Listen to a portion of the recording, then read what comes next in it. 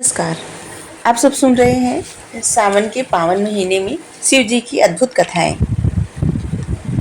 जब यज्ञदत्त हाथ में जल लेकर पत्नी और पुत्र को तिलांजलि दे दी और फिर इसके बाद एक ब्राह्मण कन्या से अपना दूसरा विवाह कर लिए, तब गुरुनिधि को इस बात का जब पता चला कि उनके पिता ने ये सब कर दिया और उनकी माँ को तिलांजलि दे दिए, तो गुरुनिधि को बहुत दुख हुआ और उसको अपनी करनी पे बहुत पछतावा होने लगा। वह भूखा प्यासा एक शिव जी के मंदिर में जाके बैठ गया और उस दिन शिवरात्रि का व्रत था।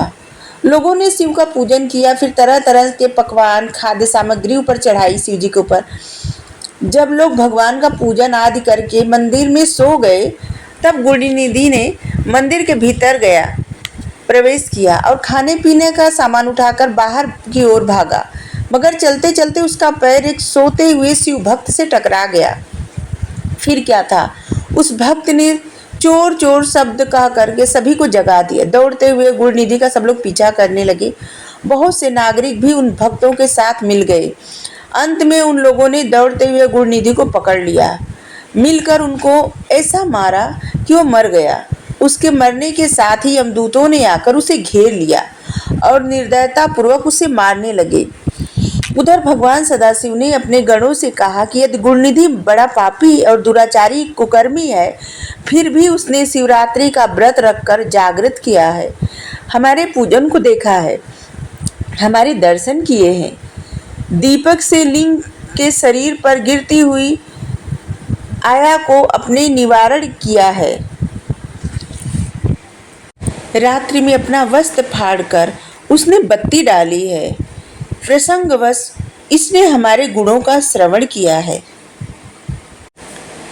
तथा ऐसे ही धर्म कर्म किए हैं, अतः यह हमारे लोक को आएगा, कुछ दिनों तक यहाँ रहेगा, इसके बाद वह कलिंग देश का राजा होगा। तुम लोग वहां जाकर गुरुनिधि को यमदूतों के बंधन से मुक्त करा दो, क्योंकि हमने उसे अपना लिया है।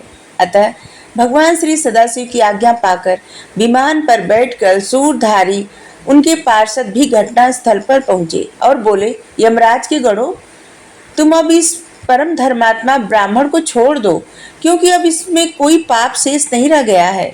यमदूतों ने भगवान श्री सदाशिव के पार्षदों से कहा, यूं तो हम आपकी आज्ञा हमारे लिए सिर माथे पर है, मगर यह तो दुराचारी दुष्ट महापापी कुकर्मी मांस और मदिरा का प्रयोग करने वाला पर स्त्री और वेश्यागामी माता पिता की आज्ञा न मानने वाला चोर तथा जुआरी है। हम लोग इसलिए इसको लेके जा रहे हैं। यमदूतों की बात सुनकर शिव के पार्षद ने कहा, तुम मूर्ख हो, यह ब्राह्मण पापी नहीं है।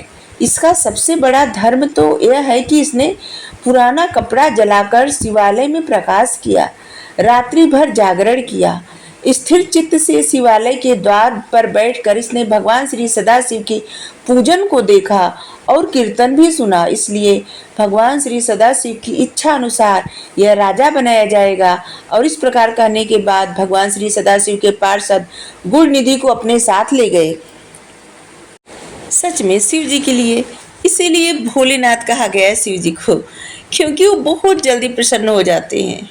और इतना बुरा कर्म करने के बाद गुरुनिधि से इतना जल्दी प्रसन्न हो गए, क्योंकि वो शिवालय में जाके बैठा था और बिना खाए पिए, और भगवान को उसकी भक्ति मतलब उसमें भक्ति दिखी और भाग गई। अद्भुत। यमदूतों से मुक्ति पाकर गुरुनिधि भगवान श्री सदाशिव के पार्षद के साथ विमान पर चढ़कर शिवलोक के चला गया।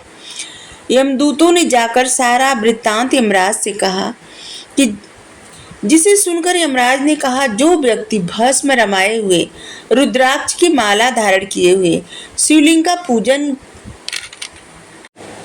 करता हो, श्री सदाशिव के गुणों का गान करता हो, छल से ही सही उसके पास बिल्कुल न जाओ।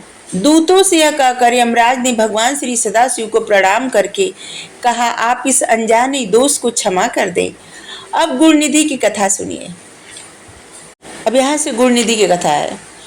यमदूतों से मुक्ति पाकर जब गुरुनिधि श्री शिवलोक को गया, तो कुछ दिन तक वहां पर सुख भोग कर वह कलिंग देश का राजा हुआ। कलिंग देश के पहले राजा का नाम इंद्रमणि था। गुणनिधि ने उसके यहाँ अरिंदम नाम से जन्म लिया। अरिंदम भगवान श्री सदाशिव का अनन्य भक्त था। महाराजा इंद्रमणि अपने पुत्र में उदारता, धीरता, वीरता इत्यादि सभी गुण देखते थे। उसे अपना राज्यपाट देकर अपने आप तप करने चले गए, खुद तप करने चले गए। अब इसके आगे कल। हर हर महादेव। राधे राधे।